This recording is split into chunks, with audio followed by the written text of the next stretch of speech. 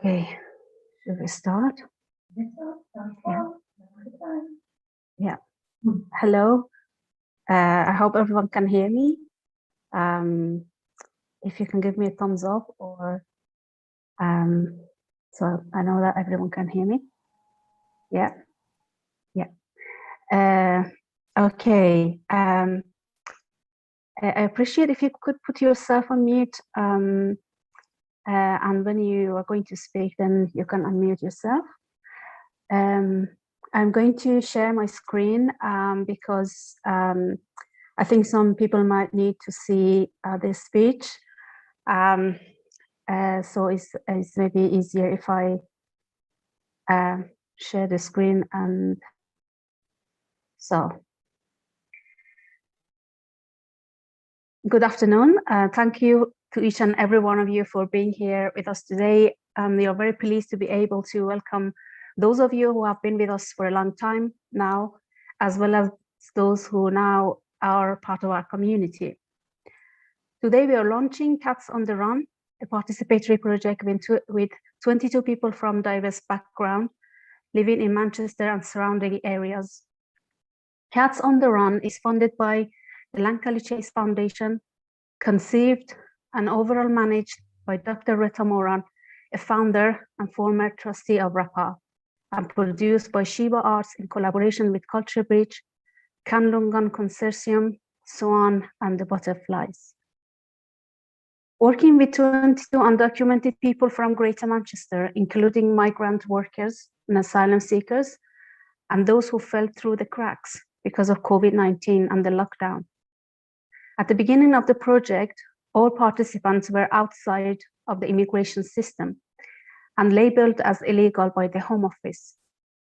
A team of 8 artists, community workers, interpreters, and creative helpers supported the participants to create pieces of work utilizing film, storytelling, interview, drawing, writing, music, and lyrics. The outcome is 4 short documentary, a poetry film, 1 artistic reflection, a song, 9 illustrated stories, 1 poem, and 2 pieces of writing. Working creatively with undocumented people on this scale is a new experience within the art sector, and all members of creative team, with the exception of 1, were either from migrant background themselves or had previously endured being without status in the UK.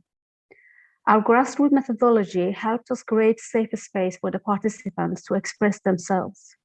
We valued each and every person's contribution and allowed them to advise us on what works best for them, without labeling or patronizing them. They told us that they enjoyed the process, and we are glad that they would like to be part of our community. Some of the participants received extra support from RAPAR, for example, working out how they could begin to become undocumented, support with housing, access to mental care. RAPAR will continue to work with them. There is a blog on our website with more details about the project and a web page on RAPAR and Shiba Arts website under the same title, Cats on the Run. You can have access to all the productions after this event, but today we're going to share with you some of the outcomes and invite some of the participants and creative team to speak about the project. And in the second half of the event, we invite you to comment and share your views on the artworks or the situation of undocumented people in the UK. Thank you so much. So I'm gonna stop sharing now. And I'm going to invite Sophie, who is doing our technical things today, to play the first film, which is a documentary with 2 young men from Kurdistan, Iraq. And in this documentary, they talk about their experience being undocumented in the UK. Thank you. Film, which is a documentary with 2 young men from Kurdistan, Iraq. And in this documentary, they talk about their experience being undocumented in the UK. Thank you. film, which is a documentary with two young men from Kurdistan, Iraq. And in this documentary, they talk about their experience being undocumented in the UK. Thank you. Film, which is a documentary with two young men from Kurdistan, Iraq.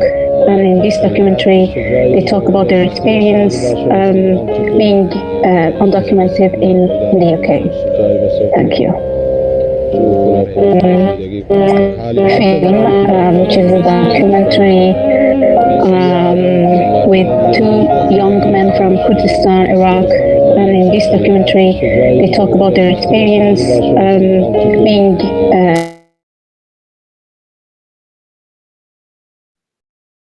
Sorry, we have a slight problem. Hello. Oh God.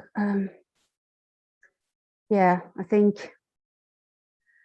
there is an extra noise at the background which we can't figure out, but I'm going to play it from my own screen to see how it works.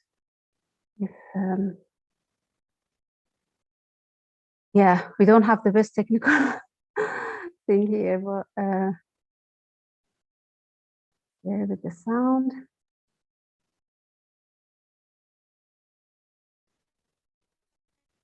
Is everyone on mute? Yeah. I think it's solved now.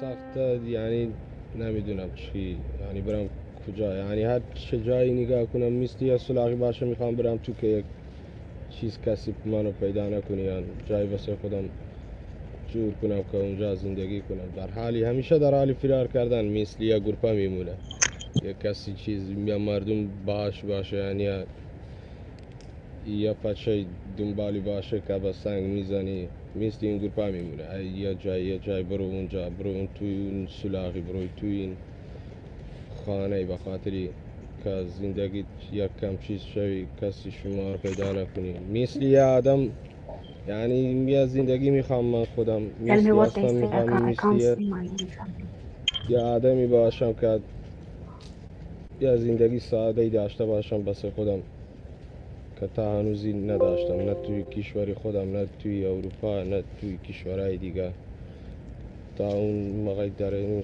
صحبت میکنم هنوزم همین جوری موندم در حال فرار کردنم یعنی هرچی دستم میخوام بهش برسم یا دلم دوست داره بهش این کار رو انجام بدم یا بهش برسم دیگه نمیمونه یا مثل یه وهم میمونه دیگه تمام مثل سراب میمونه تمام میشه بس یعنی بهش نمیرسم هرچی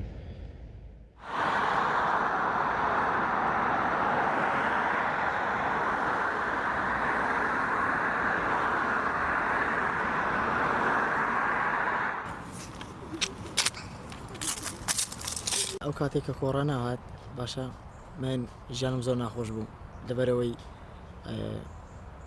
من باری دەرونیم باش نەبوو باری دەرونیم باش نەبوو پێویستیم بە دکتۆریش بوو نەدەتوانی بچم لەبەرەوەی هاوڕەکانم پێیان گوتم کە بچێ لای دکتۆریش تۆ کێشەیەکی عایلی تەیە کێشەیەکی گەورەتەیە لەوێ بت بە نەشێتخانە و شتێوە من لەبەرەوەی ناخواردن نەبوو هەموو شەوێکم بە گریان و عەسەبی دەبووم و شتە نەمدەتوانی بچمە لای دکتۆر اینقدر زیر دارستان و چیزها زندگی کردم اون موقعی بخصوصا منو دیپورتی سوید کردن منو بیرون کردن اصلا یه چیزی به من ندادن نه کمکی نه پولی نه چیزی رفتم زیری درختها و جنگل و چیزها را زندگی کردم اینقدر سردی کشیدم اون موقع منو دیپورت کردن اینقدر سرد بود تقریبا این موقعی بود توی سوید رسیدم که منو دیپورت کردن رفتم توی زیر پله ها زندگی میکردم مثل این آدمایی که هوملیسن یا گدایی میکنن اینجوری اونجا زندگی میکردم اونجا یک چیزی بود هیچی نداشتم یک پتو نداشتم که با خودم بزنم سردی چیز کنم یکم. از اونجا اینقدر مرضی گرفتم، اونجا یک تنگ نفسی گرفتم، این است میشه اینو استم از اونجا گرفتم با خودم. این دقیقه رفتم پیش دکتر میخواستم چیز کنم، میرفتم توی بیمارستان یا چیزی هیچی با ما کمک نمیکردن، میگفتن پول میخوانی یا میگفت شما اقامت نداری یا چیزی پناهنده ای نداری که قبول شوی برین کمکت کنم.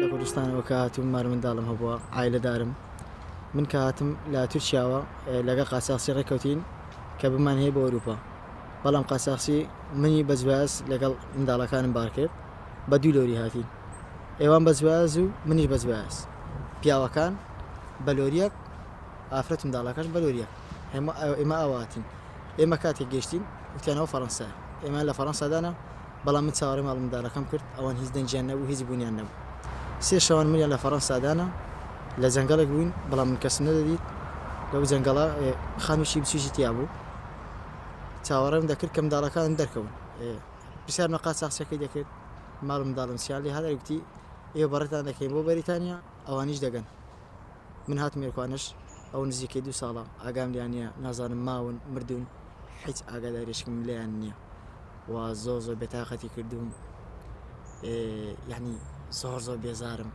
زۆر بێزارم لەبەروی من بە هیواوە هاتم بەریتانیا کە لێرە ژیانێکی ئاسایی بژیم ژیانێکی خۆش بژیم وە خەڵک بتوانم خوێندنێک بێ منداڵەکەم بچێ بۆ خوێندن وەک کە لە کوردستان بێبەش بوو لەبەرەوەی من کێشەی کوشتنم لەسەر بوو دایان کوشتم هەم من هەم منداڵەکەم هەم خێزانەکەم ژیانم سەیڤ نەبوو بە هیچ نەوعێک ژیانم سەیڤ نەبوو کە بڕیارماندا بین بۆ ئەوروپا بۆی کە خۆش بژین وەک خەڵکێکی ئاسایی بەڵام نەماتوانی لێرەش لەبەرەوەی من ڕەفزم وەگرت ماڵ منداڵەکەشم نازانم لەکوێکەوە هیچی وایەکم نەماوە لە ژیان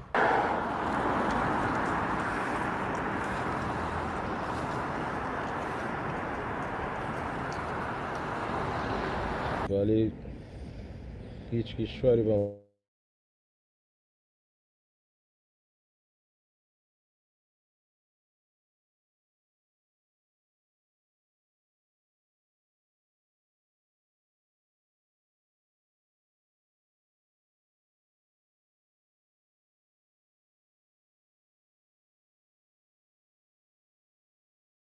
شیدم زدن و فرار کردن و یعنی هرچی کاری بد بود با من کردن تا رسیدم به انگلستان. توی این آبر و خدا به من رحم کرد، توی این آبر و این بحر بزرگه رو غرق نشدیم بموریم دیگه.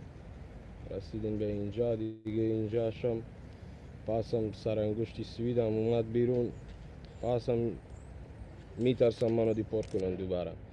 از اینجا شم در حالی فرار کردنم، تا حالی هیچی کمکی به من نکردن. منتظرم که چیز بشه، سر انگشتم ببخشن، یک زندگی به من بدم مثل هر آدمای دیگه،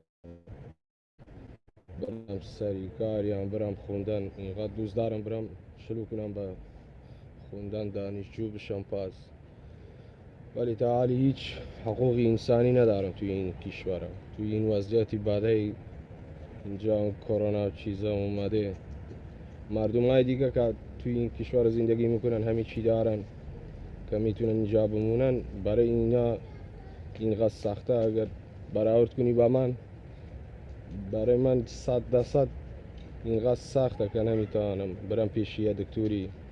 تا حالی اینقدر مریضی دارم نمیتونم برم کمکی بگیرم توی دکتر توی کشور، به خاطری اگر منو گیر بدن پاس زندان میبرن، پاس منو دیپورت میکنن یا بلای دیگه با سرم میاد دیگه. خودم دوست دارم یعنی اصلا توی این زندگی نمونه، یعنی مردم اینقدر چیز میشه، یعنی بعضی موقع میگم کشکی یا پرنده میبودم با آزادی، اونور توی اون درخت میرفتم، کسی با من کاری نداشته باش. یا بعضی موقع میگم کاشکی میمردم، خیلی بهتر بود. میستی مردنی از زندگی من همینجوری میرم تا وقت چه جایی برسیم. خیلی سخت شده زندگی. جا بمونم که باران نخوره، گرم باشه، سرد نباشه، اینجوری یک اتاق کوچک به من بدن، فقط اینو میخوام، هیچی دیگه نمیخوام. با کمک کردن بتونم کمکم کنه دوباره برم. اونی توی دلم میخوام مثل یک آدمی ساده برم خوندن دوباره شروع کنم، بخونم، دانشجو بشم یا دانشجویی میشم. دوست دارم که معلم شم، مردمم یاد بدم چیز مثل هر کسی که خودی یک خوزگه یک چیزی داره، یک حواتی داره که بشه. اینم من میخوام که معلم بشم، فقط اینم دوست دارم. يعني مردنم بلا خوشترا هیوادارم ما کۆڕۆنایش بێتە خێرێک بۆ منکە منیش بمرم چکە هیچ شتێک نییە من لە دوای بژیم.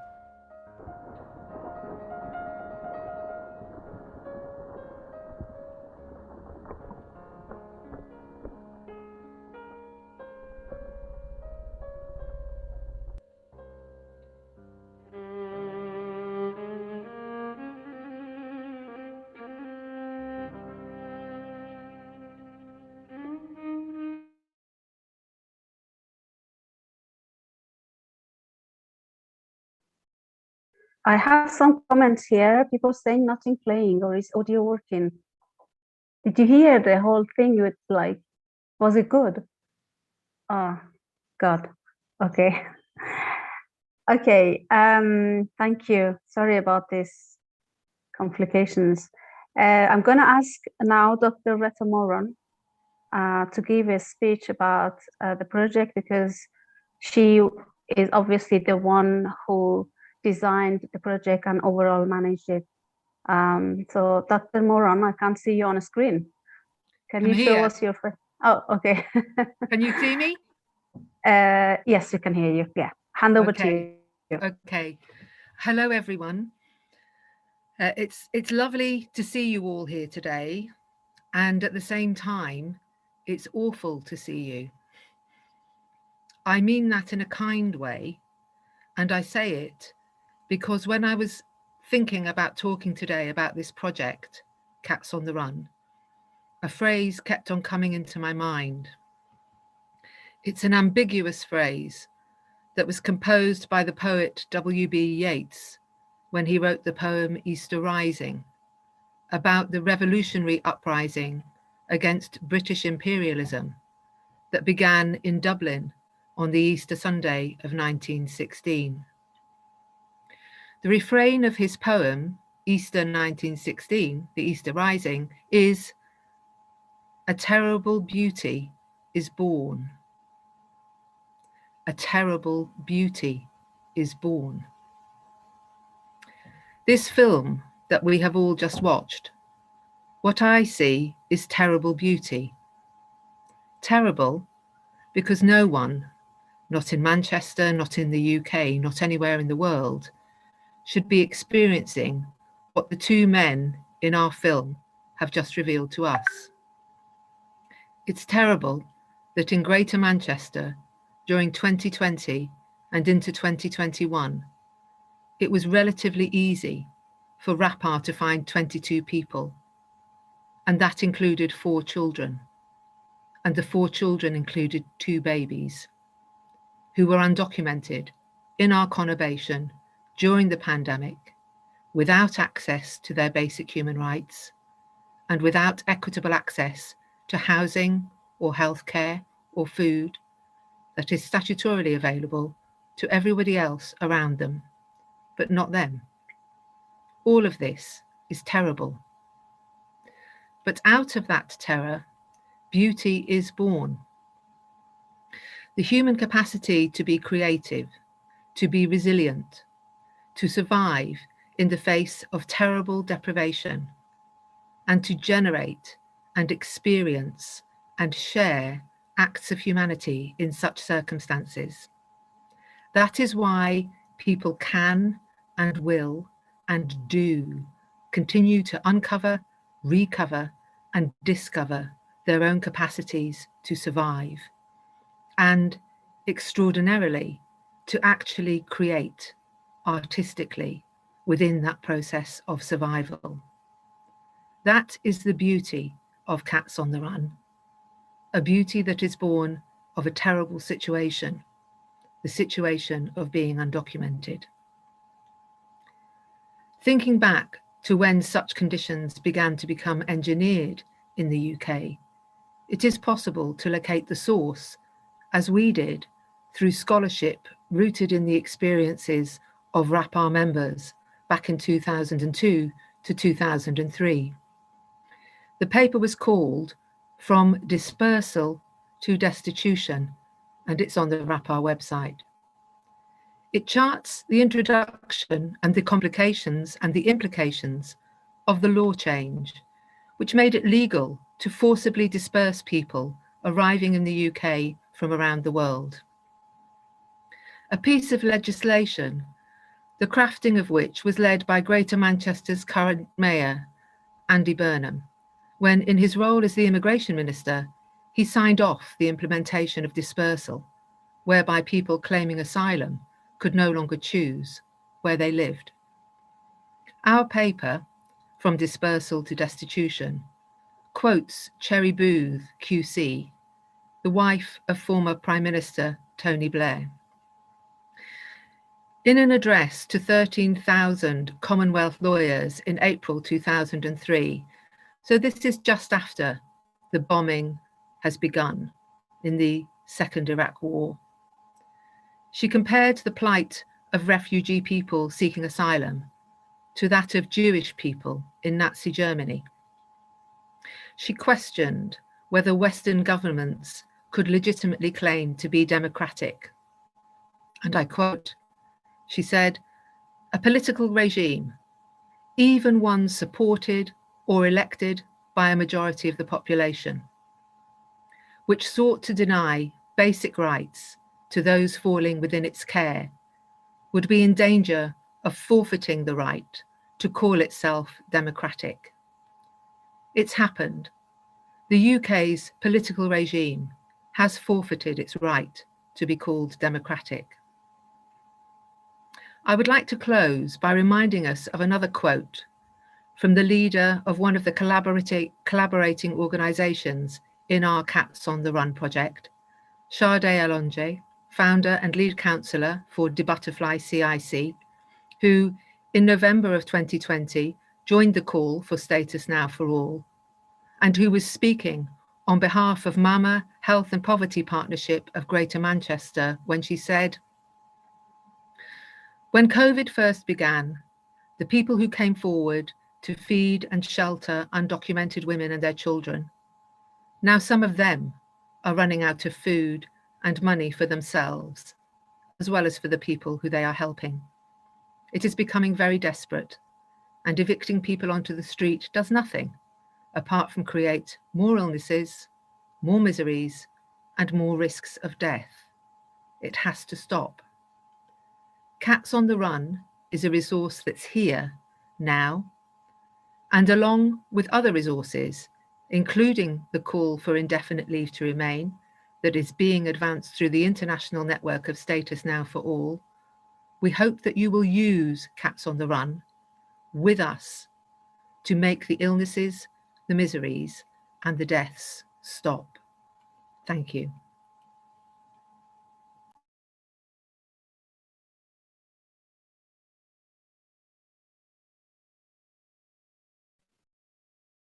Thank you so much, Dr. Rita, for the brilliant speech. You can find on our blog a short report that she wrote about the project, and is an insightful essay if you want to go to on shivaarts.com blog. I'm going to now invite, I don't know if Stella is here because Galaxy 10, okay. Stella is one of our participants. We made a song together, a brand new song. So the song developed through Zoom meetings that we had with the with myself and composer and a poet. And yeah, so it's a brilliant and sung by singer based in Manchester. Her name is Yemi Bolativa, and she's originally from Nigeria, same country. And yeah, so she made a very beautiful performance that I'm going to share here. Wish me luck, because yeah, I am not very good at tech stuff, but I'm going to, and then I'm going to invite you to speak after this. Okay.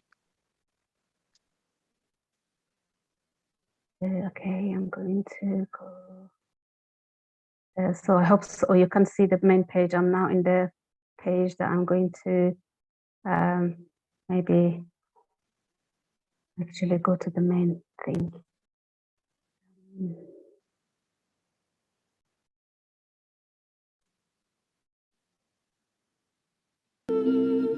Okay, I'm going to play it on the beginning.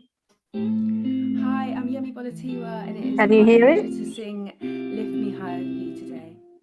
Great.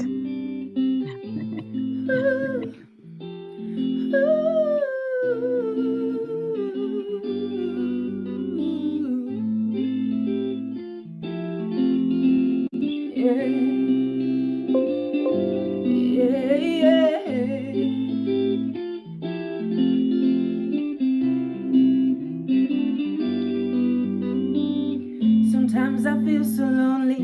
I look up to the sky, and when the clouds are up there, I close my eyes, but I don't know what to do. I ask the Lord to get me through and lift me high. Tell me all your plans and how I fit in. I'm feeling low, so lift me, lift me, lift me, lift me high.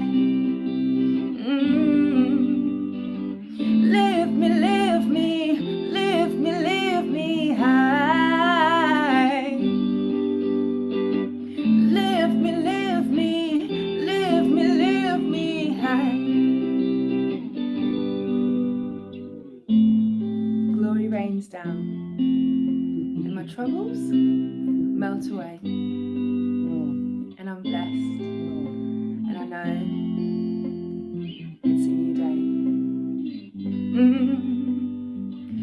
Tell me all your plans and how I fit in. I'm feeling low, so lift me, lift me, lift me, lift me high. Oh, oh, oh. Lift me, lift me, lift me, lift me high.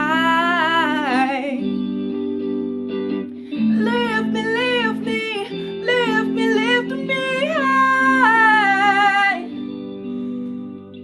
Ooh.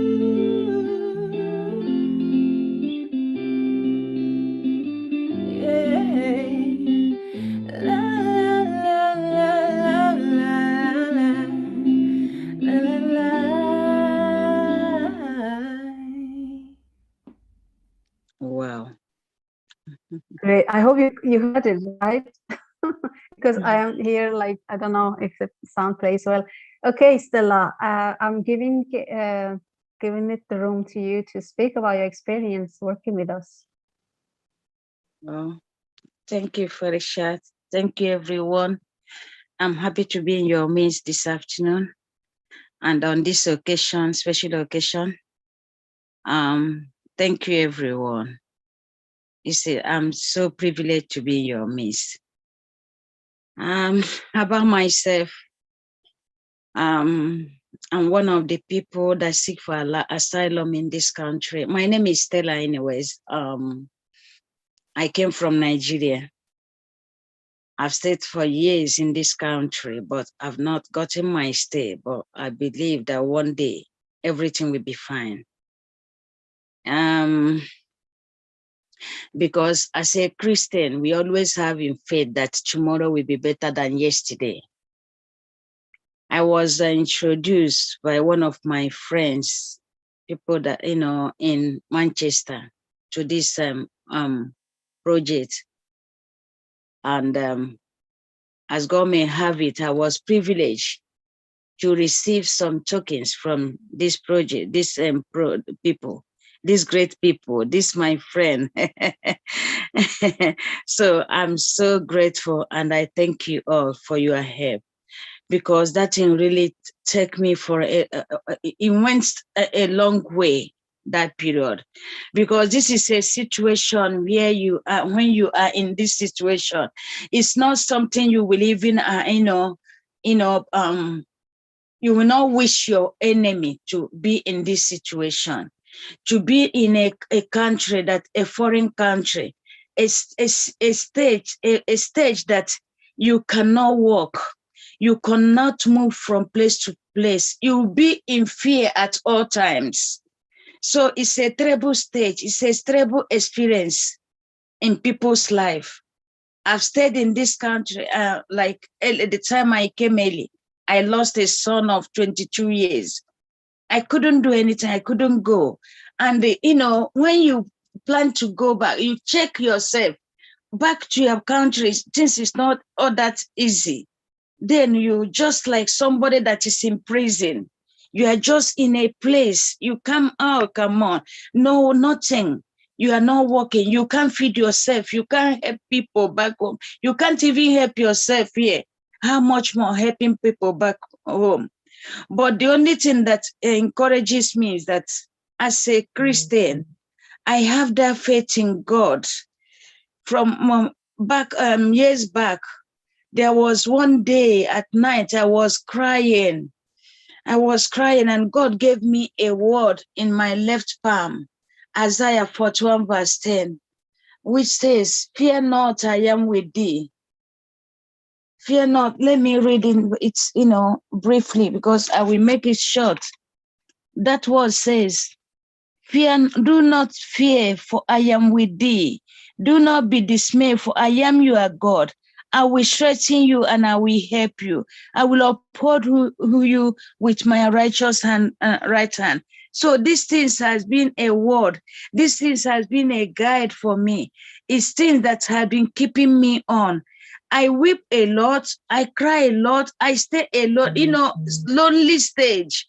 Oh, when that at that lonely stage, when I was introduced to this project, those experiences helped me to, you know, be able to write some things, poems, be able to, you know, express myself, to be able to open up, to tell people about myself, about my life, about the experiences I have, things I have experienced since I am in this country, like a prisoner, like somebody that has no hope. So from the things, from my write-ups, it's Fear, that song that just sang that Lift Me High. That is one of the experiences I have. So I just want to encourage everyone on this program today that, you know, the experiences, the things we have here, we are experiencing, we that are in this country without any document, without stay, is something that you cannot even wish your enemy to, you know, have. But I just thank this project through my friend Ferishet, that you are my, you know, my, for allowing me to express myself. And also you use one of my writers to make a song. It's really, really, the thing really, really helped me in life. It really, really released my pains.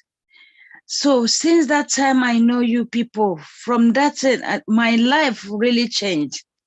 I feel like somebody that, you know, that people has, you know, that I feel, you know, my life became back, like somebody that I have people somewhere that love me. I feel loved again. I really feel love again. So I just want to say a great thank you to you all. Thank you so much.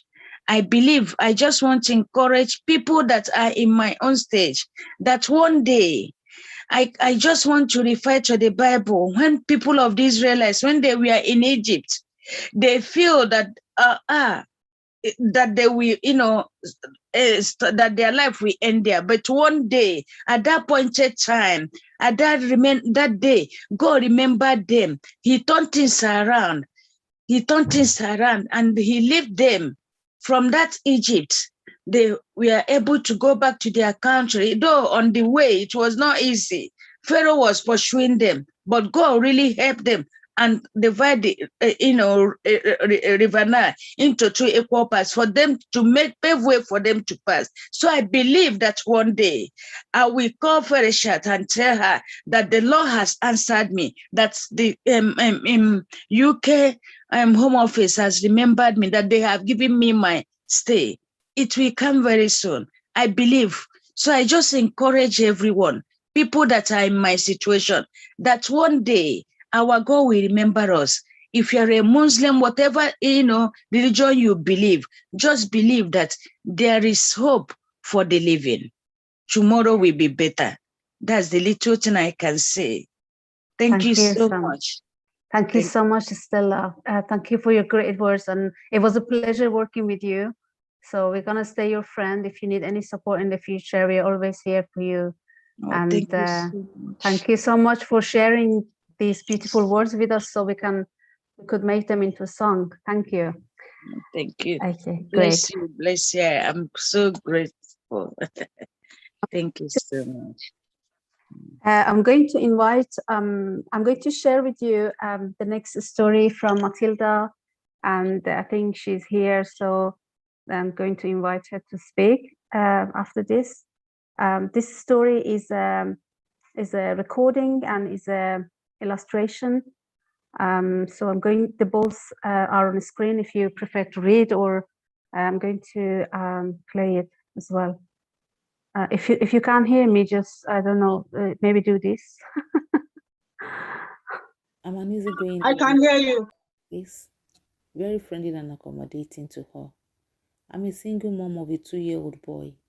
We live with a friend who provides accommodation as a support in kind.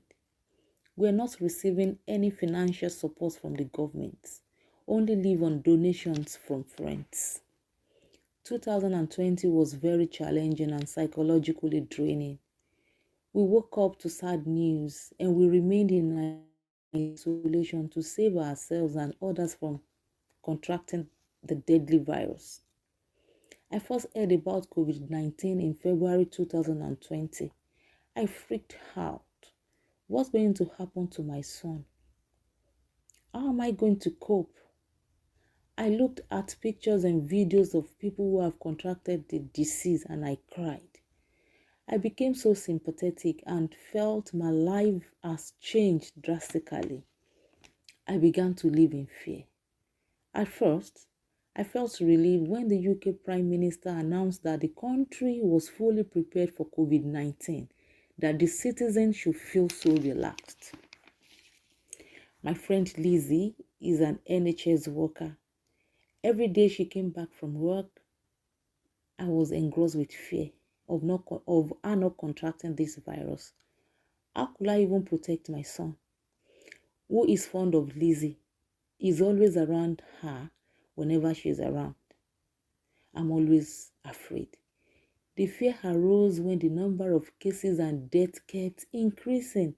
I thought my life was ending. I never knew what few months from that period would be.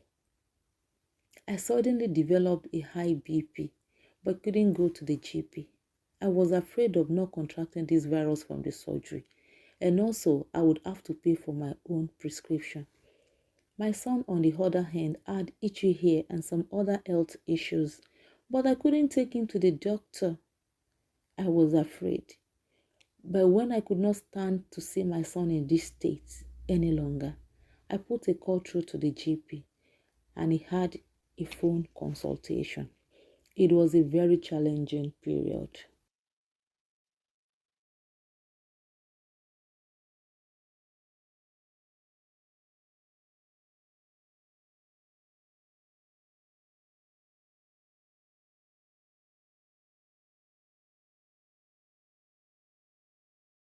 You're on mute, Presti.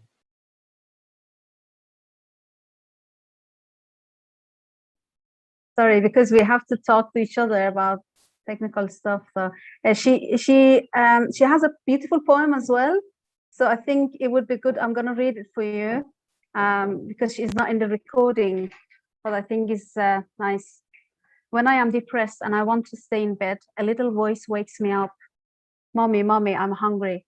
I get up, wash him, give him his breakfast, and I lie on the sofa because I need to think. Fears are taking me over. I go to the bathroom to cry. I cry for my friend who left this world unexpectedly. When I went to his funeral, I asked him why. I asked why he wouldn't hang on just a little bit longer, because I wasn't strong enough. I felt like I was losing my grip. I know I need to eat. I know I need to do chores, but fatigue is taking me over. My little child is the only thing that is keeping me alive. His grip pulling is stronger than grief. So I get up, I cook, and I do a little more each day, while I watch my life that is relentlessly passing me by. So I'm going to invite Matilda for a short talk if she's available here. Matilda, I heard you earlier. Can you hear me? I think you should unmute yourself. I think you're mute.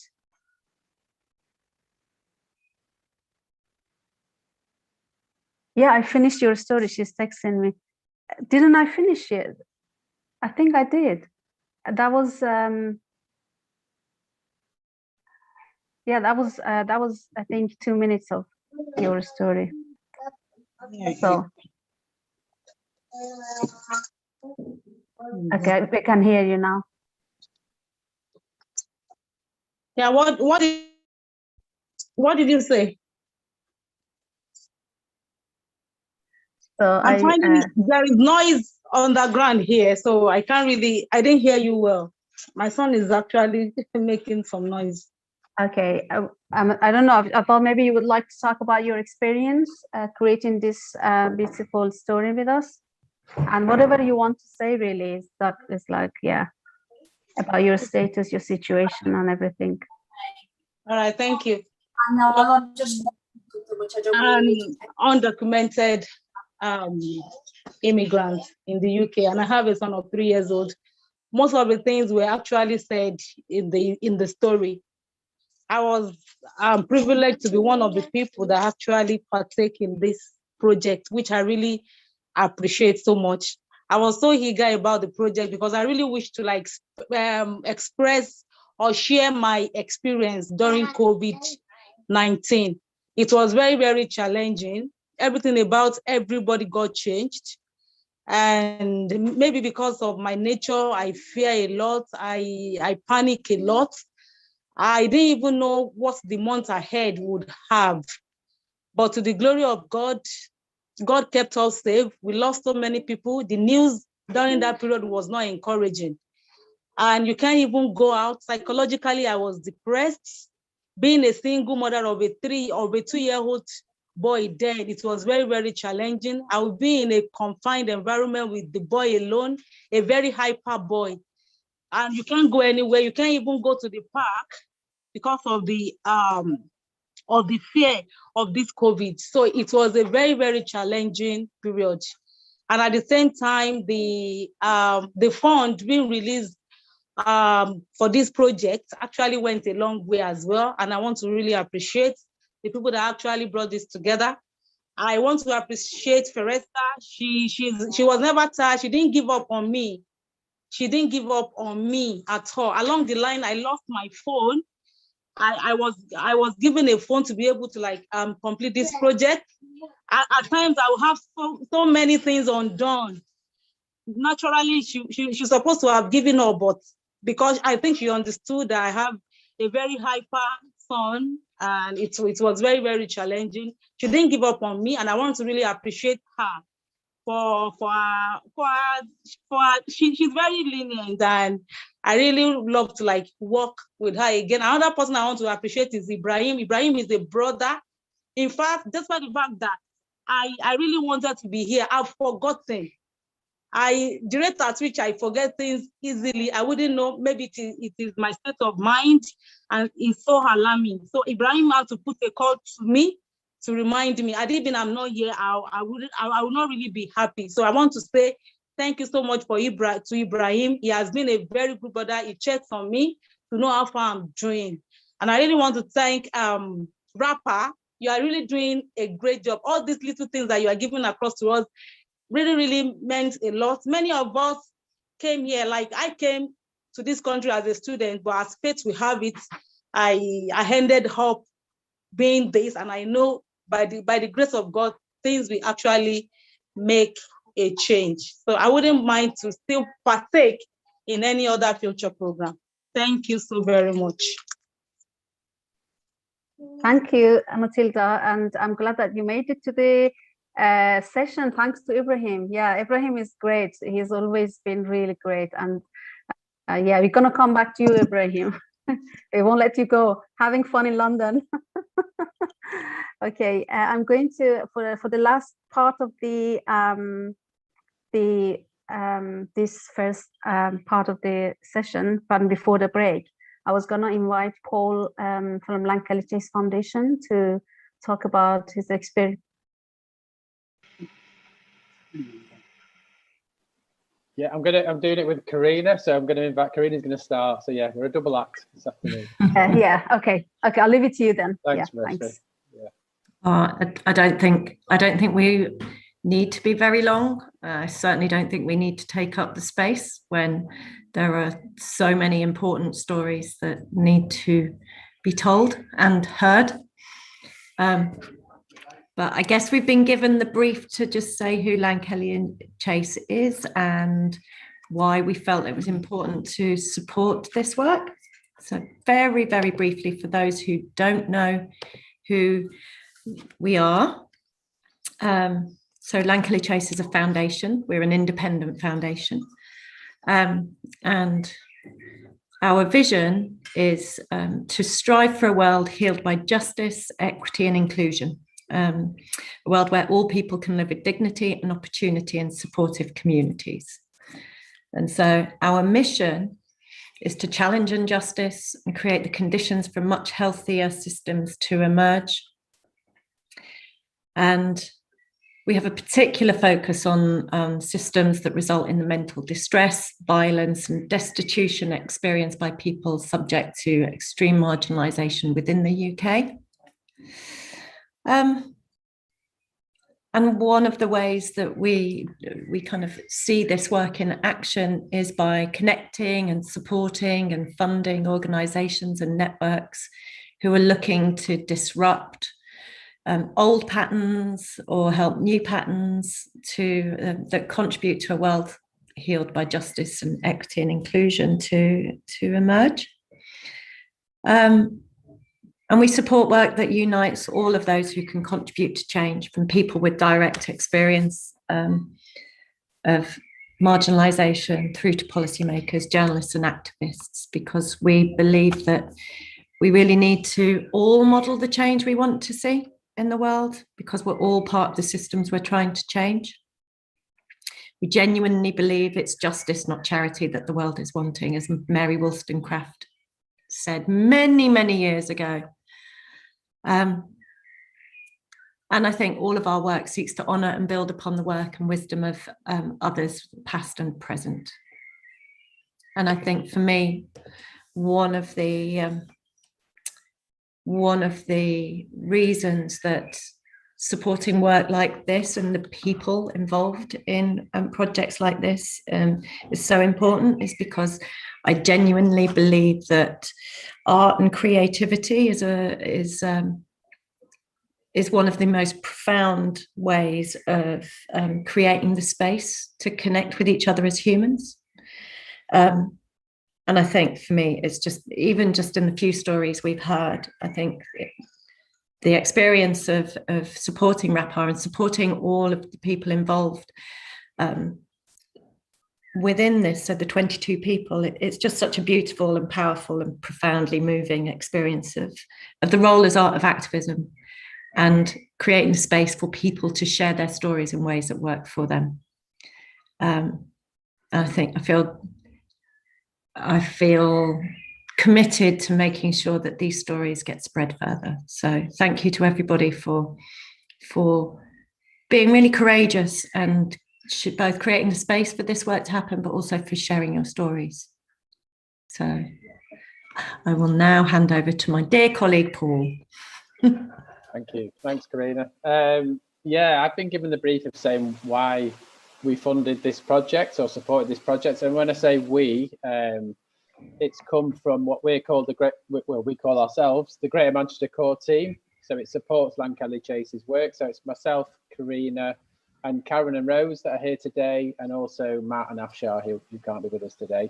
And I think really we've already heard from Stella and Matilda and from the two filmmakers a massive reason why we wanted to support this project, because we wanted to hear people's direct experiences, but also just hearing from Stella and Matilda then about the reconnection that creativity gave, and the kind of the sense of being able to open up and explore and be creative and stuff.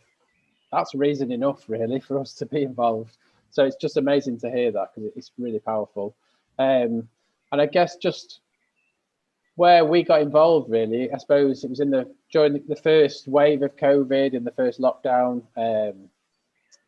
We were expanding what we were doing in Greater Manchester, and we were reaching out to communities and networks that we weren't linked to, and we really wanted to reach out to communities that were pushed out by the system, that they were really almost being made invisible. They've been pushed out and they've been marginalised, and we wanted to bring them in. We wanted to hear their voices. We wanted to hear their experiences, and through those conversations we started talking to RAPAR, and they were telling us about how people who were undocumented were coping with COVID and how difficult it was, and their experiences and the suffering that people were facing, and death as well, and kind of just the stories that we've already heard and the stories that we're still to hear, that just how difficult life was before, but COVID had made it much, much harder. So we really wanted to explore how can we bring those voices directly out into the public, so making it visible,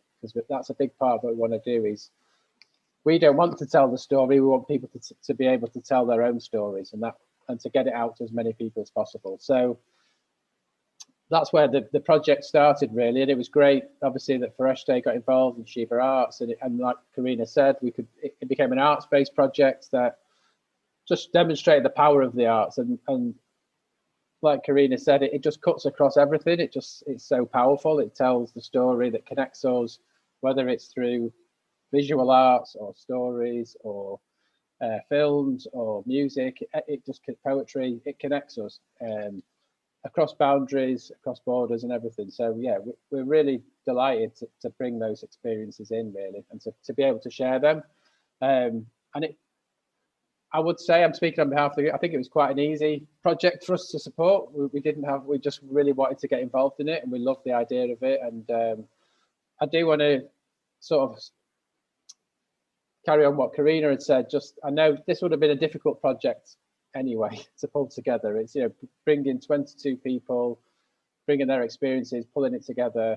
But under the circumstances that it's been running, it's been incredibly challenging, I know, for everybody. So just a massive thanks to you all for keeping going with it, and just to pulling together and producing what you've done today, because it is amazing really. And also as well, I just wanted to say that this is the end of a part of the project. So everything's been gathered in, and we've got this amazing materials that we can use, but it's also the beginning of something, it feels like. And we very much want to keep the conversation going. We want to take the art that we've got here and really take it into places that need to hear it.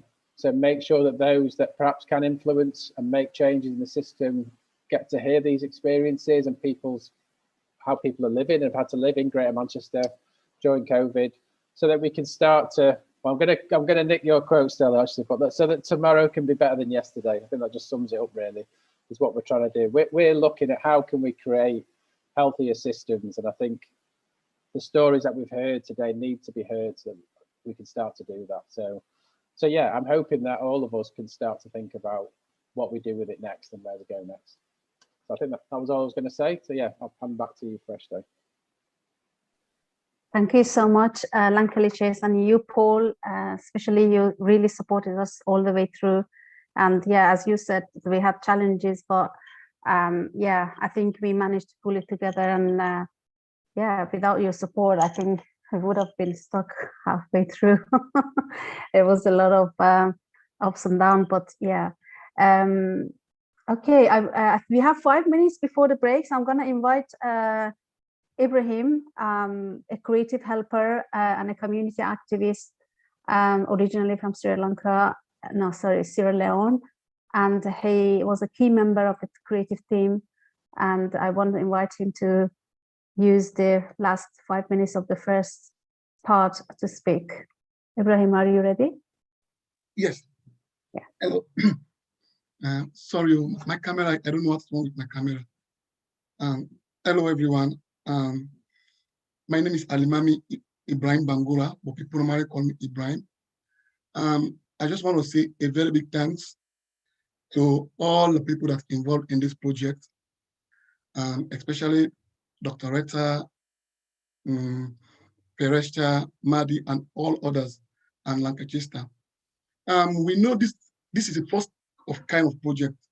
It is a very difficult project, and we do this project during the pandemic, which we know it was a very difficult time.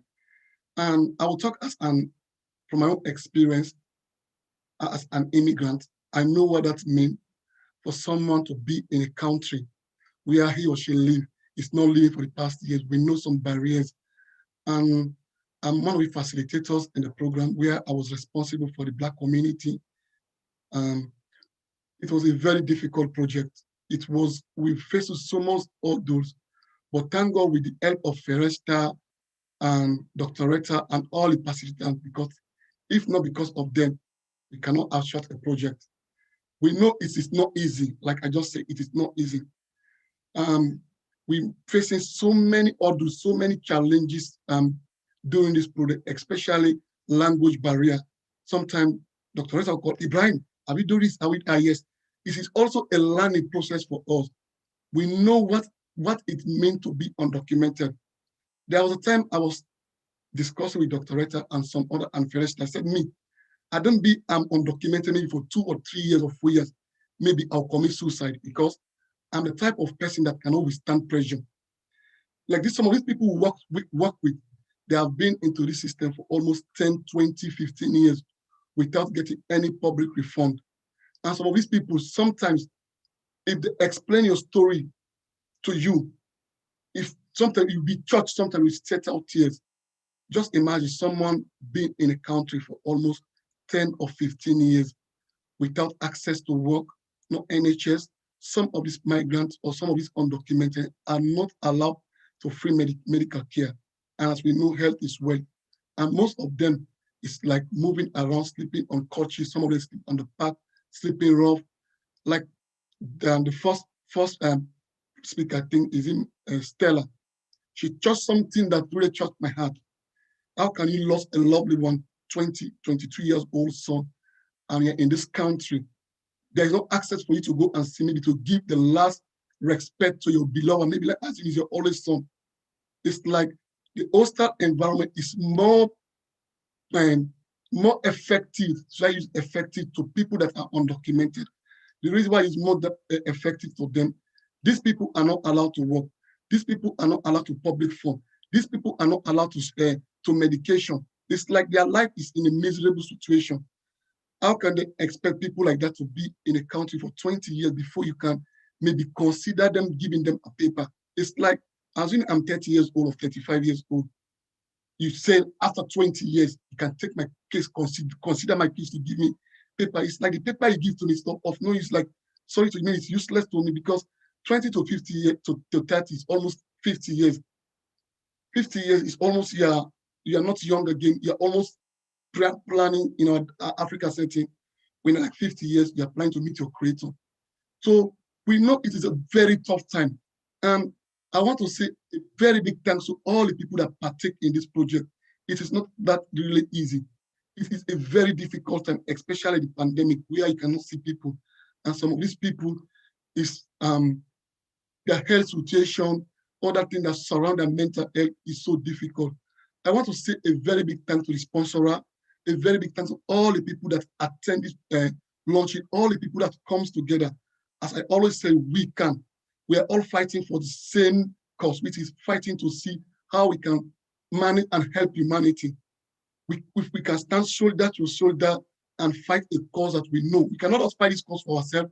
We want to fight a cause that can benefit the unborn generation, a cause that can help not just UK citizens, but a cause that can help everyone that's involved.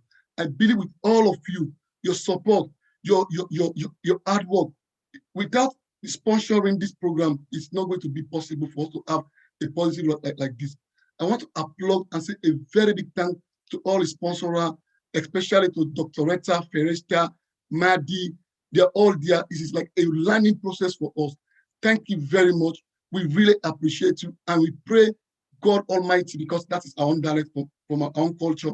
We give you the strength and might to help form such a project like this in the future, where we can help to fight humanity, fight for humanity, make sure we bridge a hostile environment, which we know before then we think UK is a silver and gold. That is one perception.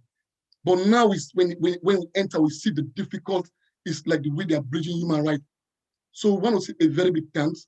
We appreciate you.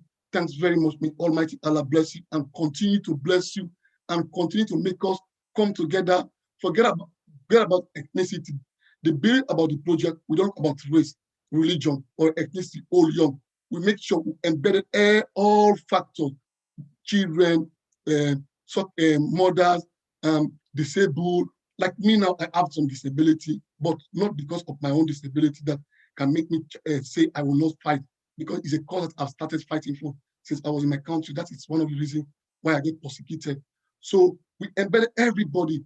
So we are pleading and pleading for the sponsor to come in again, to always support us whenever we have short projects and come together and help us fight the one race, which is fighting for humanity.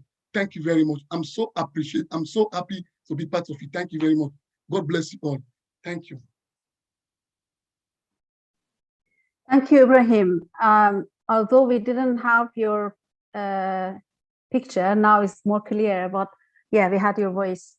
Great. Now I'm going to ask you all to go for a 5 minutes break, and I'm going to hand over the second part of this event to Maddie Walkerling. Maddie is one of our artists and a coordinator of the project. So Maddie, are you here? I can't see your ID here. I just want to make sure. Yeah, hello. Oh, okay, great. Yes, so should we have a 5 minute break and then we come back about 1, maybe 40? Yeah, and then we go for discussions and yeah. Hi,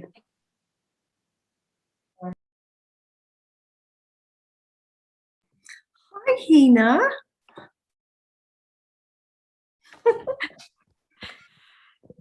Hello, yeah, oh, right. Hi, just wanted to say hello. It's nice to see you. Yeah, you too. Yeah. I don't know if it's possible, but when I was working at Common Word, I don't know whether Lankelly Chase funded a pamphlet. I think they might have worked with Rapport on this, of stories of refugees, and it was called Small Rocks, but I think it's from the early 2000s. Yeah. Oh, Retta, hello. Hi, nice to see you. And you. Hi. I shouldn't have got away on the break. Hello. Sorry. No, it's all right. But I just wonder, was that also a Lankelly? I can't remember there was a Lankelly Chase. It wasn't. We didn't. We've only had the joy of interacting with Karina and Paul and Lankelly Chase for the last, since COVID actually. Right. Okay. But Small Rocks, I think I can't remember, Pete'd know or Martin will know. Yeah. It was Martin and I that did it. And it's I mean, the tragedy is nothing much has changed. Yeah, I know, because I read it and I was like, oh no. But yeah, it is. Yeah, it's true. It's tragic and scandalous. It really is. Mm. So it's funny when you see it kind of concentrating like this. in this presentation.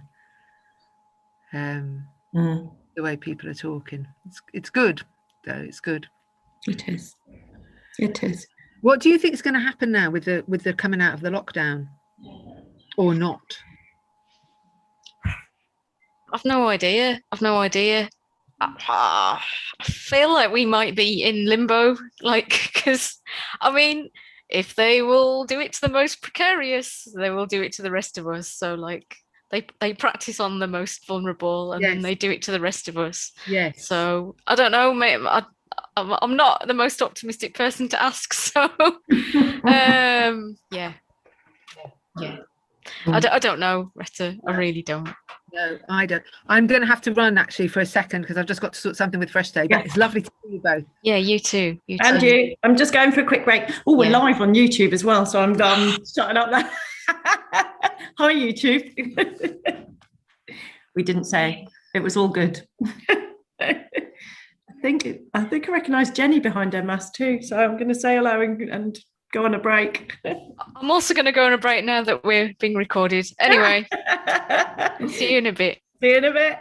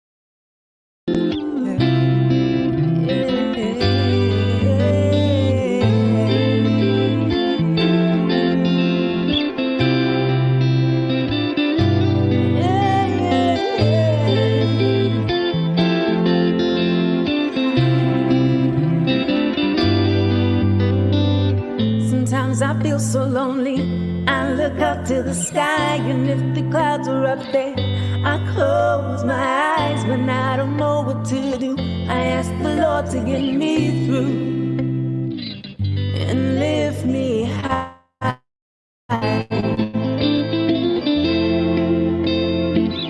Tell me all your plans, and how I fit in, I'm feeling low, so lift me high, lift me high. Lift me high.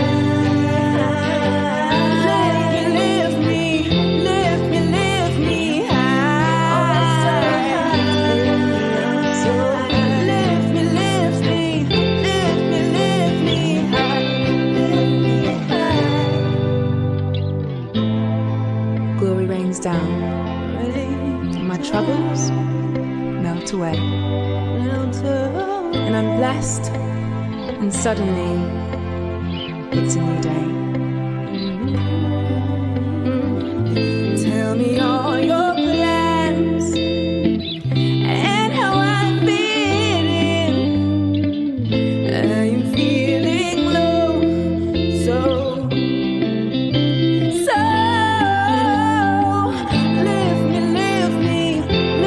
lift me high, lift me high. Lift me so high, won't you please? Lift me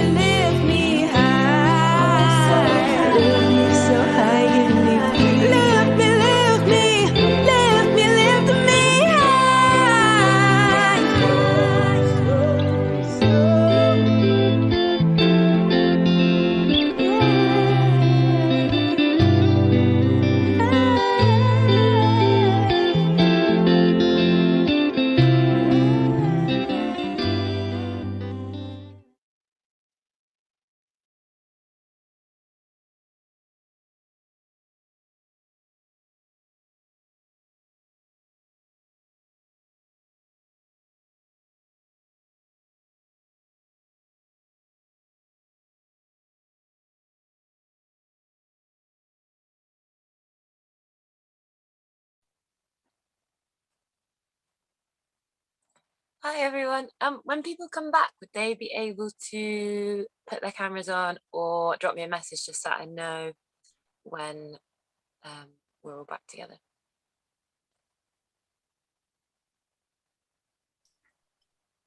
Hi, Sophie. Oh, it's not Sophie, is it? Never mind. No, it isn't. You're not Sophie, are you? Are you Sophie? No, I got it wrong. Never mind. I'm not Sophie. Sorry. I thought the person doing the tech at Sheba Arts, you're not Sophie, are you? You just look like someone. Me? Yeah. No, No, no wonder you weren't answering. Fair enough. I didn't realize it was not you. Are you looking for Sophie Gardiner? I was, yeah, Farishta, yeah. Yeah, she's behind Rapper, I don't know. Which one, Sophie, are you? You want to go live? Yeah. Rapper.co.uk. Ah. Yeah, okay, I think we should keep the time because is everyone here? Then we may start. Maddie, hand over to you. Thanks, Freshday. Yeah, so I think everyone's kind of expressed already the way in which this project kind of highlights the importance of art as a form of testimony and how it allows us to kind of express things more than we can in a kind of traditional like testimonial way, and says a lot more about the kind of human experiences of situations. The project was really interesting to work on and I think constantly challenged us as a team to kind of think about the ethics of the ways in which art kind of collaborates with campaigns or research or kind of whatever else you want to call it, and the way in which that works in a way that maintains a kind of participatory ethos, even though we have to work very far apart from each other because of COVID. So it was a really, I feel like we had a lot of conversations on the project about how we were working and the ways of working. And I think they're interesting things to kind of keep thinking about and keep talking about. I think the work that has been made is incredible. And thank you to everyone who's here today that's made something or shared something. It's great. And I think what has been made will always be the expression of the person that made it. And I think that's incredibly important when we look at it, because I think when we look at art, it's important to think about who it's made for and who it's made by, because art making allows us to define ourselves and to decide how we are seen or the way in which we are seen. And so I think it's important that this work that has been made by people continues to be theirs and used in the way that they would wish. I also think that in terms of making art together and getting anywhere beyond just making art together requires sort of a sustained relationship and a sustained connection to each other. So I really hope that we have built some good relationships here to kind of keep working together. I'm gonna pass over to Amanj if he would like to say something about the project and his work. And also, I don't know if Chinar is with him, but if she would like to speak to, she's very welcome to. I'll hand over.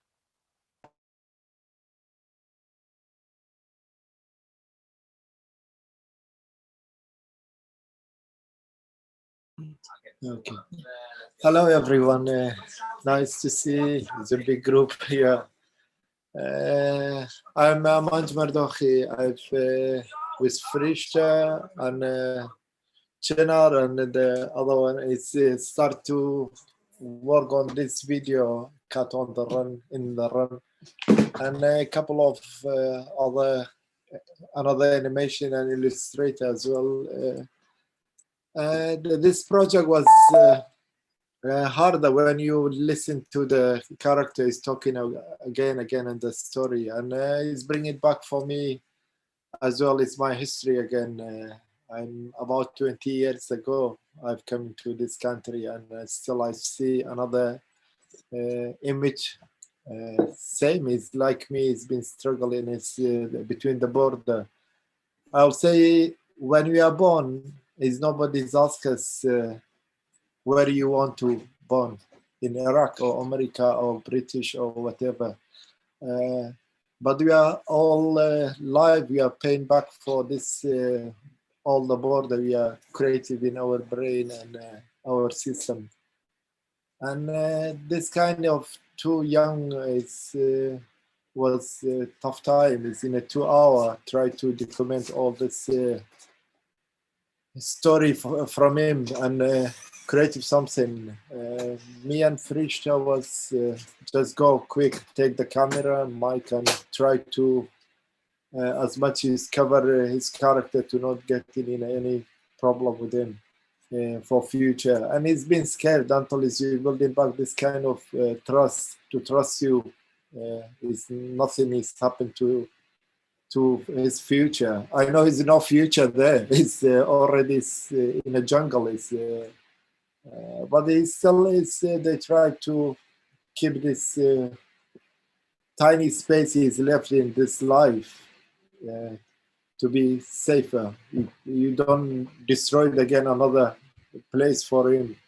By the time I start to be more involved with this project, and thanks for Frishta, for Chinar, and for this too. He's been very helpful with us, and for all of you, he's been part of all this document. People is coming out in the front of us, and hopefully will be push the system or the government or whatever is make a voice to stop this kind of situation. At least if you have small change, it's we are gonna. I'll say thank you for all your hard work, for all of you, and I'm happy was being part of this project with you, and creative zone to raise our voice to make a change. I'll pass to Chinar if you want to say. Thank you. Hi everyone, I'm Chinar Najib. I did some translation of the Catamaran Kurdish into English, and I've been in the project. I really enjoyed being part of this project because I am a refugee myself. I've been here for 20 years.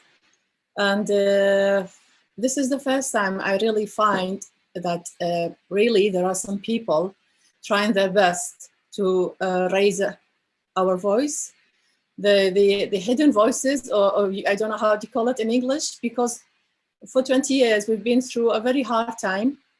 And whenever we wanted to do something, there was nobody there, nobody paid attention. And from the tiny thing, if you think about it, to the biggest thing, which is, I don't know, I faced myself. There was no one for us. And it was very scary. And when I met Frishta and I was introduced to yourself, Rita and Paul and Karen, I was really, you know, in the beginning surprised. Are the people really, what they're doing, they do really believe in it? Are they really, I mean, they are here in England and there are people who are really caring about asylum seeking and refugees. Is this really true? And because we are from Iraq, I'm Kurdish, we're always in a doubt of system. And because there was no one ever given us a hand, so I was really saying, But now I'm in the system. I'm in the system. I am in here, living here, and I'm really glad to meet kind and nice people like yourself who really believe in what they're doing, and they see what's happening. You're not closing your eyes on you know, the reality, which is everybody else keep ignoring. So what? There are refugees. So what? People are leaving their homes because of war. But this is a game we never wanted to be part of. Like Bilal, like everybody else. They never wanted to end up in England and like end up in the streets homeless and leaving their families, and they're like beggars. Because we are in Kurdistan, I think both of them are Kurdish. It's a very rich country that the whole land is oil, and it's because of oil. If we want to really to see the truth, we are becoming refugees. But it's a very bitter and story. And like Rita said, it's what was it? What a beauty, terrible beauty. Terrible beauty. We are here all to witness and to be part of, and I'm really glad that I'm here today, and I feel included, because for years although we are both artists, and it was the best thing I think we've had.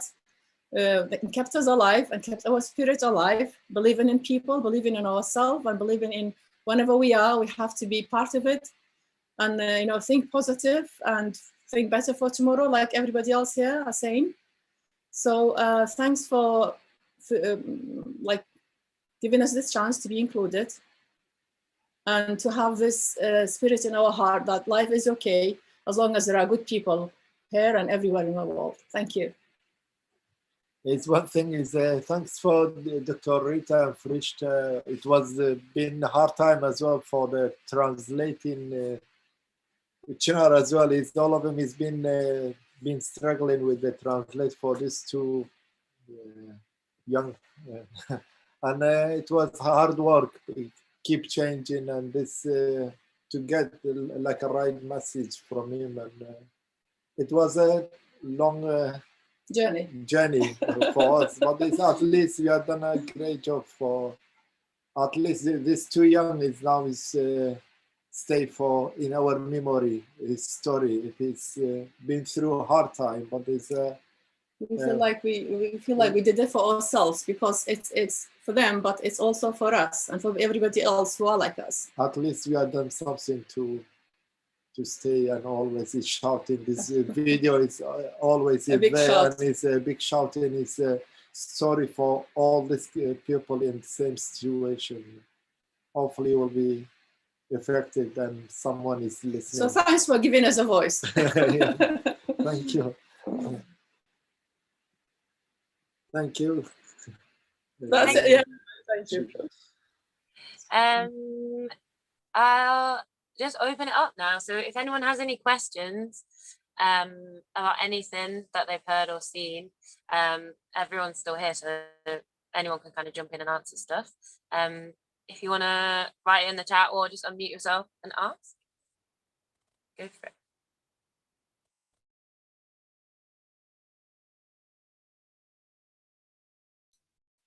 Oh, hello. I've got a question about Cats on the Run, or also like maybe I just wanted to know whether the people featured in the film whose stories they had any kind of creative input about where it was filmed or what they wanted filming, or was that just was that the filmmaker? Was it, yeah, how did that work? It was the stories when beginning of this project. We are still with Frishta. They'll say we are working in this kind of project. I thought I'm happy to be participate to documented by video, because that is the stories will stay. And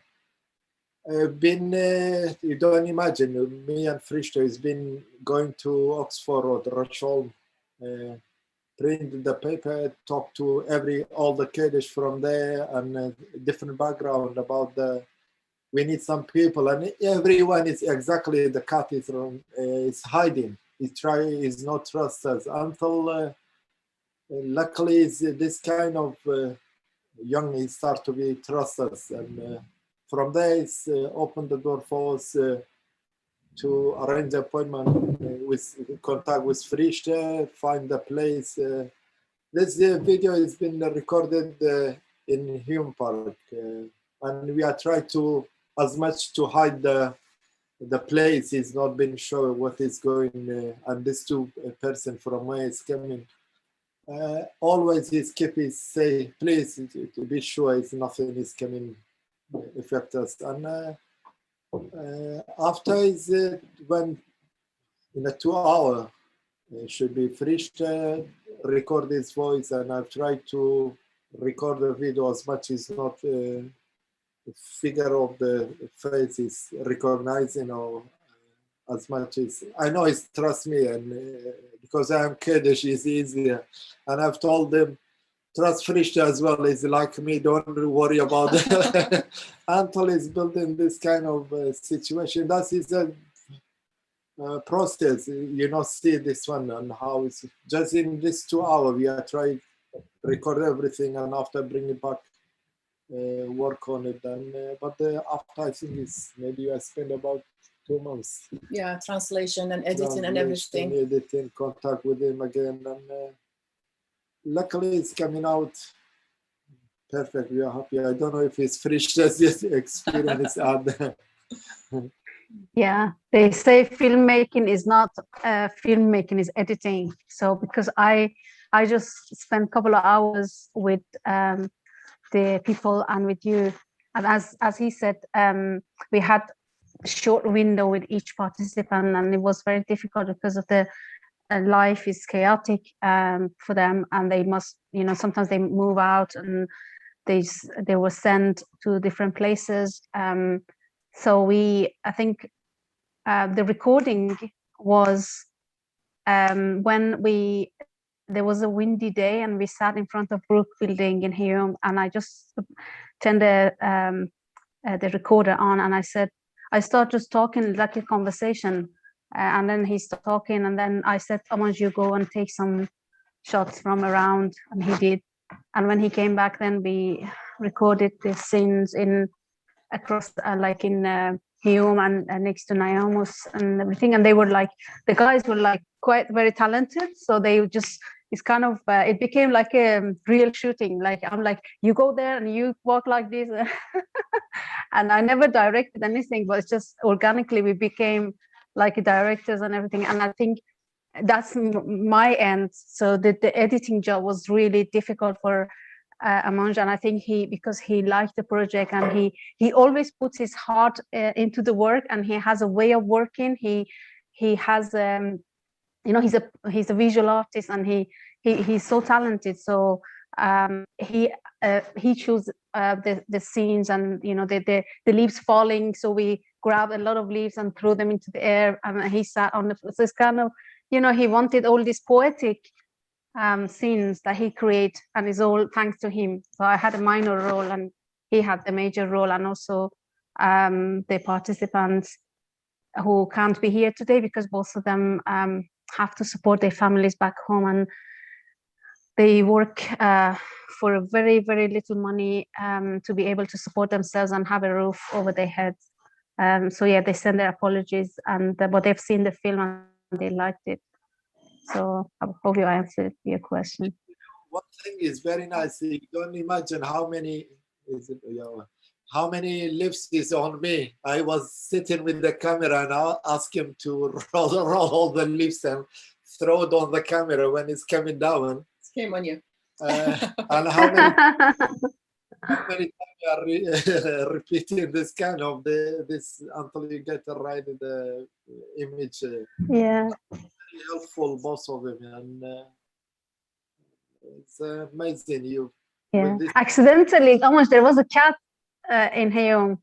So yeah, and then we're like, oh, he mentioned the cat. Maybe we should shoot, you know, this cat sitting there looking at us. So a lot of it just happened spontaneously. We didn't plan anything. We didn't write a script or anything, but I guess the outcome is really good. So yeah. Is it one thing is nice? This too, with this all sad story and hard life, still is plenty of life, and this kind of it's push you more as well to work harder for him. I was happy with this. Thank you for all. Okay, that's probably. Did anyone else have any questions that they wanted to ask to anyone?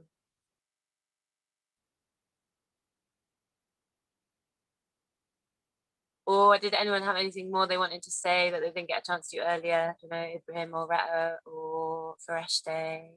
Yeah, I wanted to talk a little bit about some of the people who are not here. Chinar was one of the main translator, So thank you so much for being there all the time, day and night, on the phone, on Zoom, and do all the translation for us. Yeah, I cannot appreciate enough. So thank you so much. And also other interpreters and other people who, you know, like song composer, and the songwriter, the singer. So there's kind of a lot of people that we have to say thank you to all of them for helping us getting here and to create such an amazing pieces of work. You can find their names on the page, all the creative team. You can, so I'm gonna put the link here in case you wanna Google now.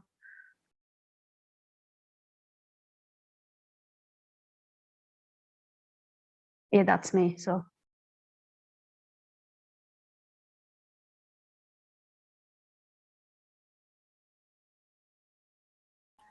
Can I just ask, thanks so much, Maddie. Can I just ask Paul, who were you thinking about when you say setting up a meeting? Sorry, yes, it was in response to Karina's thing. So the Inequalities Commission, which is a Greater Manchester Commission, which has been set up to look at, I suppose, levelling up, I guess, and supporting people that are experiencing inequalities. And there's a lot of political focus going into Greater Manchester on it. So I'm just wondering whether, I don't know, we'd have to go to them, but whether we can show the film and show and invite participants and contributors to come and meet with them. I think that would be really great if we could do that. I also think, because this is effectively, as Fereshte's just referred to, people who aren't here because they have to survive. And so they have to survive, but they're workers, but they aren't documented in any way as workers. And I think that if we were able to do that and go to the Inequalities Commission, but also if we were able to engage with trade unions, and maybe get a screening with some trade union bodies as well, that could be a good thing to do. I think when we're talking about where this could be shown or who or how, I think it's really important to remember the fact that people made this have to decide how it's used and who's part of the discussion and who it's shown to and how. So I think it'd be great to have a public showing of it, but in terms of like what it's used for or like in what context, I think that's obviously a discussion for the people that made the work. Yeah, you're absolutely right, Maddie, and we can't go forward with any planning on any future viewings without the people whose work it is. You know, it's their creative work. And I suppose the irony is that getting a hold of those people at a time when they can be involved in that is difficult because they are so exploited. It's a strange situation, contradictory situation. There's also a real tension for me around which I think plays to the strength of this being an arts project, because the art in itself can be presented rather than people who are already feeling incredibly vulnerable. You know, the idea of inviting somebody who is undocumented and classified as illegal in the same room as a potential kind of policymaker or something like that just feels quite distressing. But it's such a benefit that the art speaks for the people. So I think we should be just paying attention for any opportunities and how do we collectively share those opportunities so that we can, when it's right, and if people do want to come and be involved, then great, but also how do we distribute the art more widely? And then there's also something else that we're noticing, like signals within the system around, well, what are the new and emerging truly democratic processes that mean people can be citizens without being more kind of marginalized, whether that's neighborhood democracies, whether that's citizens' assemblies. So it's making me also think, well, how do we make sure that people who are already on the margins can participate and not feel even more vulnerable, but start to participate in different ways and be invited in. As Chinar said, in a time when we were speaking a while ago now, actually being invited to participate in processes like this, with groups like this, it's a way of becoming a citizen, even if it's not recognized formally, so to speak. And I just think there's such power in seeing each other as humans, irrespective of what our status is within this country. So I'd also invite us all to kind of pay attention to where things like neighborhood democracies are emerging, and how do we all kind of support those kind of systems as well.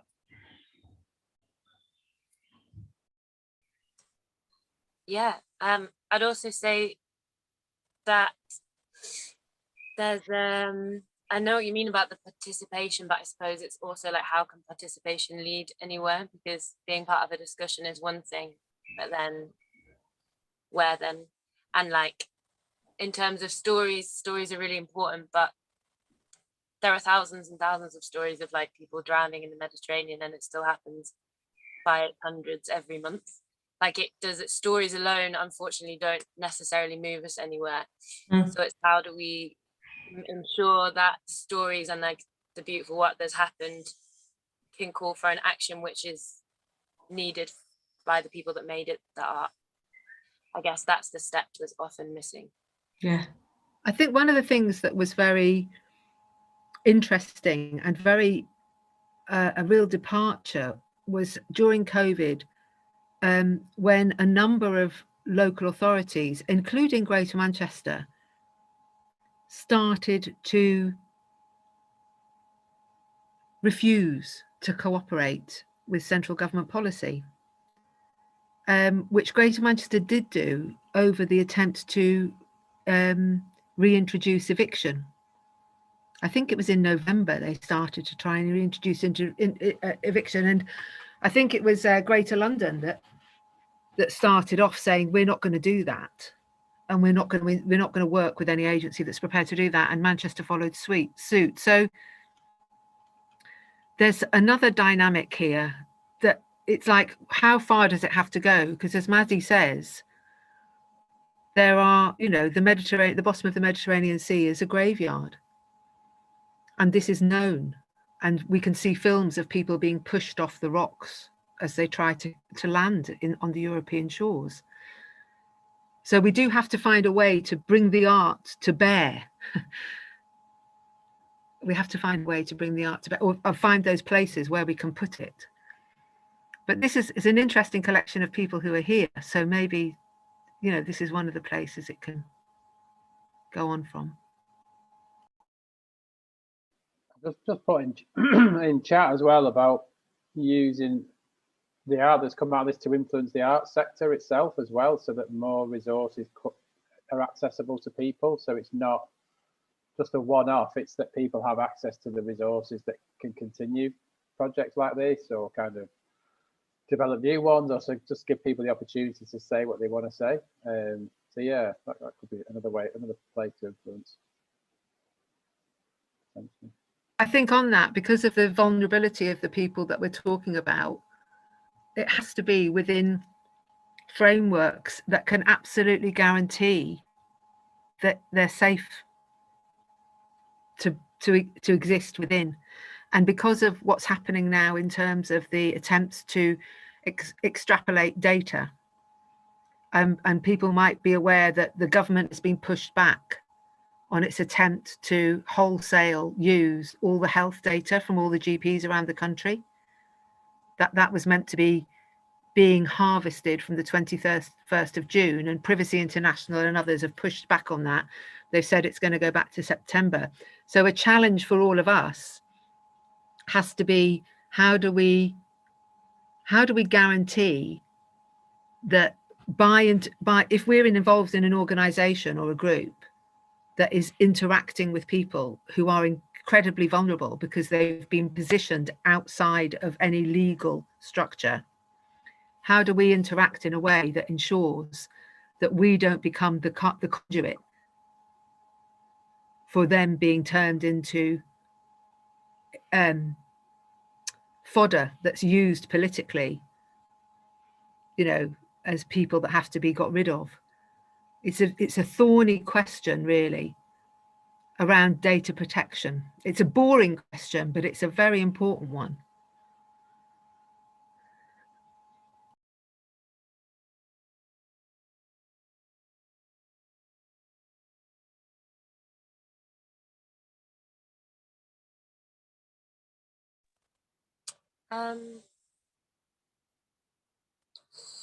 If there's no more questions or comments or anything, I think maybe Fareshte might be able to play us Whisper. Fareshte, are you able to do that, or do you want me to share? Yeah, I thought because Retta is talking about Mediterranean Sea and other crises in the in that part of the border. So Aman has made a video. It's called Whisper. Yeah, I think we can play that.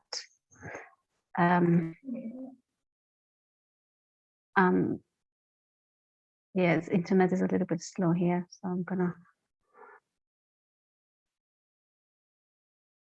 So this is based on a story by Sahar. She's from Iran, and she told us about her experience passing through the oceans to get here. And Amanj made this beautiful film. It's 1 minute only, so I guess. Can you hear me? Sorry. Okay, I'm gonna play it now.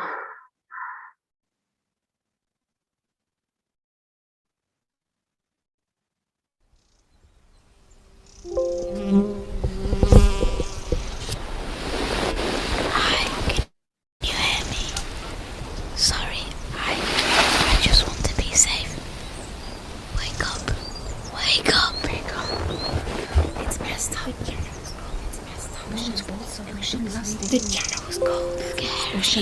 Ocean is leaping. Scary. Fast. It's fast. It's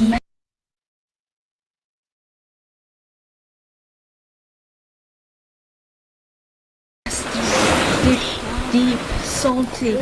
Water is blue. Dark.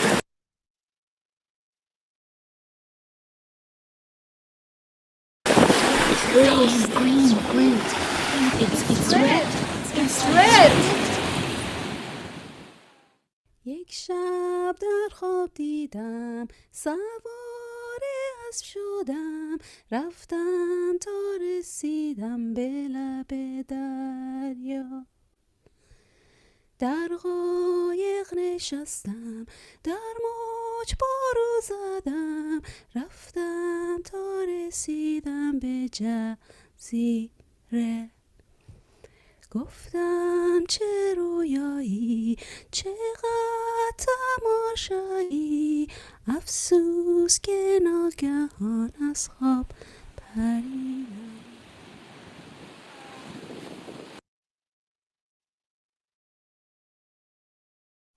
Sorry, there was a sorry the lag. It was internet is cutting here, so that's Sorry, Maddie. Yeah. No, I was just saying I really like it. So I think we've kind of reached a bit of a end. All of the stuff that you've seen, I think, is available now for you to watch in your own time, if you want to, on the She-Brats website. Is that right, Fareshte? Yeah, just on the project page. Yeah, so if you want to rewatch anything, and there's also loads of other stuff, there's pictures, poems, there's a lot of great stuff, so I'd really recommend checking it out. If you want to share anything or post about it online, please use the hashtag #CatsOnTheRun. Yeah, and I think that's everything from me. I don't know if Fareshte wants to close it with anything. You're on mute, Fareshte. I just wanted to say thank you, everybody, and sorry about the technical difficulties. None of us are expert here, but yeah, thank you for sharing your ideas and your thought with us. And I hope that we can continue this project in some ways. I think there is a capacity, that there is capability in this project that we could do more work. And if you want to share your views using hashtag Cats on the Run, and maybe tag Rapport or Shiva Art, so we can we can read your feedback. But thank you so much. Thank you so much for a wonderful event. Hi, Nuria. Yeah, thank you. That was beautiful. Thank you, Nuria.